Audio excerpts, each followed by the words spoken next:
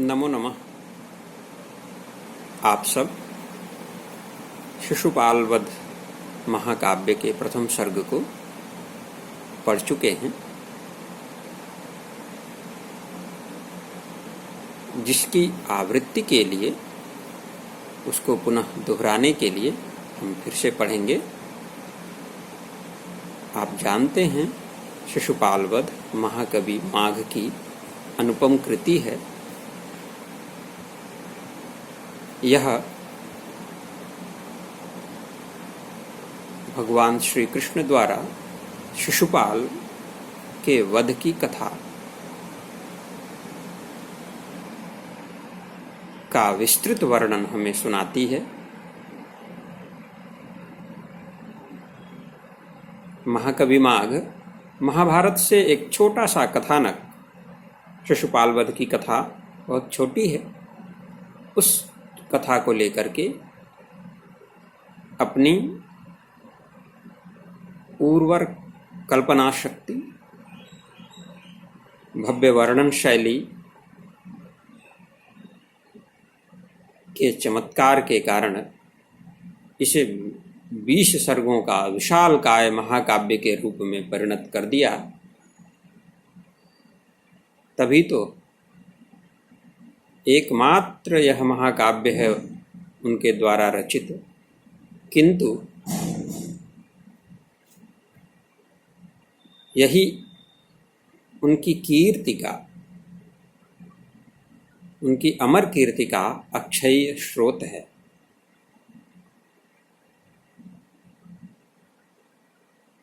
महाकवि माघ का नाम पूरे संस्कृत साहित्य में बड़े ही आदर के साथ लिया जाता है।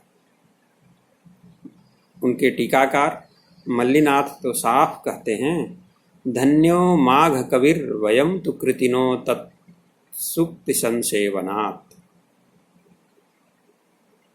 वे महाकवि माघ धन्य हैं जिनकी सूक्तियों का संसेवन करके, जिनकी सूक्तियों से सीख सीख के हम सब धन्य हुए जा रहे हैं, अपने जीवन को सफल किए जा रहे हैं। ऐसे विलक्षण महाकवि माघ, उनकी यह अनुपम कृति शिशुपाल वध, इसके प्रथम सर्ग को हम फिर से पढ़ेंगे। आप जानते हैं,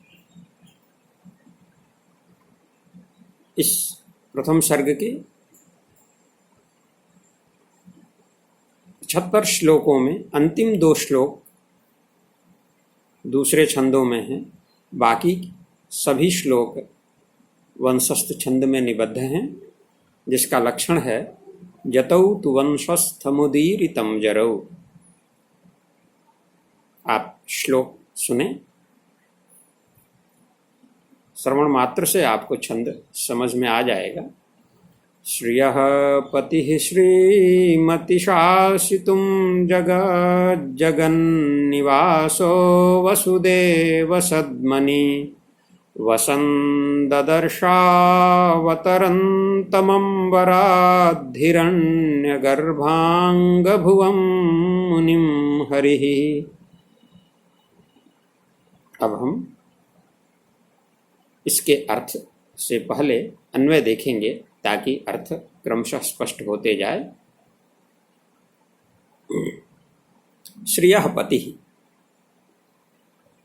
श्रीमती वसुदेव सद्मनि वसन्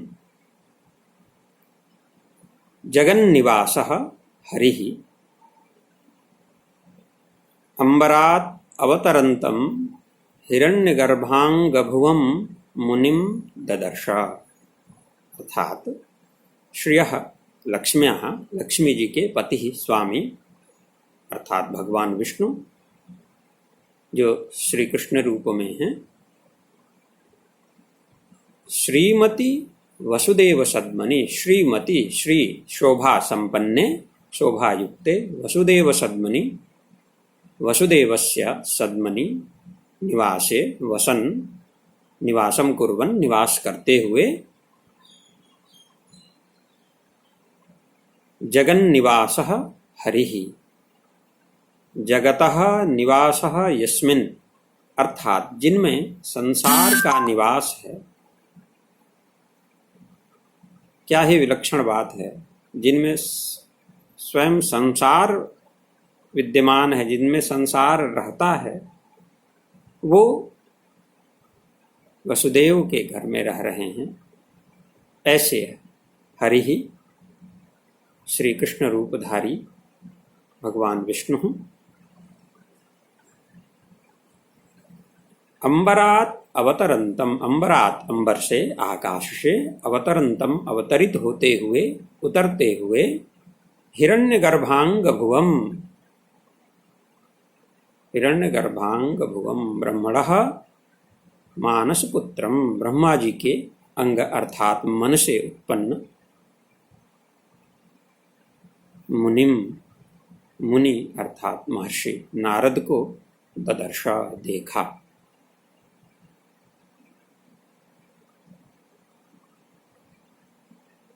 भगवान श्री कृष्ण अपने प्रासाद में, अपने महल में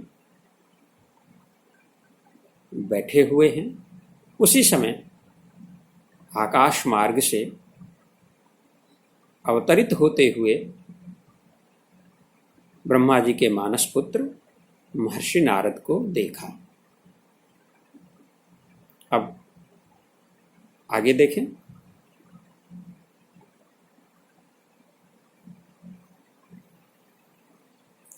जयस्त्विषामेत्यवधारितं पुरा ततः शरीरीति विभाविताकृतिं विभुर्विभक्तावयवं पुमानिति क्रमादमुं नारदैत्यबो।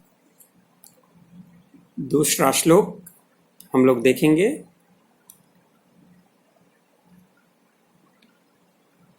गतं तिरश्चीनमनोरुसारथेः प्रसिद्धमूर्ध्वज्वलनं हविर्भुजः पतत्यधो धाम विशारि सर्वतः किमेतदित्याकुलमीक्षितं जनैः।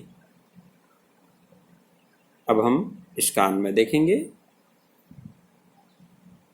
अनूरुसारथेः गतं तिरश्चीनम, हविर्भुजः ऊर्ध्वज्वलनं प्रसिद्धं सर्वतः विशारि धाम अधः पतति एतत् किम इति जनैः आकुलम् ईक्षितम्। अर्थात अनूरुसारथेः, अनूरुसारथ, अनूरु सारथिः यस्य सः अनूरुसारथि, तस्य अनूरुसारथेः, अर्थात अरुण जिनके सारथी हैं, ऐसे कौन? भगवान सूर्य। उनका गमन तो तिरश्चीनम, तिरछा है, तिरछा चलते हैं वे। और हविर्भुजः ऊर्ध्वज्वलनम प्रसिद्धम, और हविर्भुजः अग्नि का तो ऊपर जलना प्रसिद्ध है। अग्नि की लपटें हमेशा ऊपर की ओर जाती हैं, नीचे नहीं आती हैं। किंतु सर्वतः विशारी धाम अधः पतति, किंतु यह चारों ओर फैलने वाली कांति, बल्कि कांतियों का समूह तो नीचे आ रहा है। यह आश्चर्य, किम एतत्, यह क्या है, ये गजब कैसे हो गया। इति, इस प्रकार से जनैहि, वहां के निवासियों के द्वारा आकुलम ईक्षितम, अत्यंत आश्चर्यचकित होकर के देखा गया।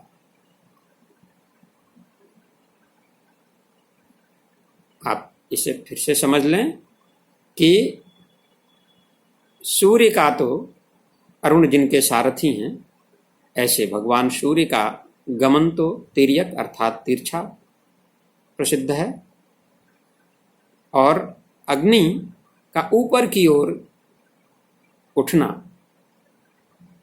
प्रज्वलित होना प्रसिद्ध है।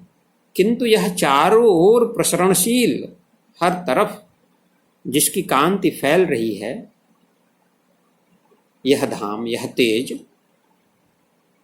तो नीचे की ओर आ रहा, यह क्या है, ये कैसा आश्चर्य है। इस प्रकार से लोगों के द्वारा अत्यंत आश्चर्य पूर्वक देखा गया।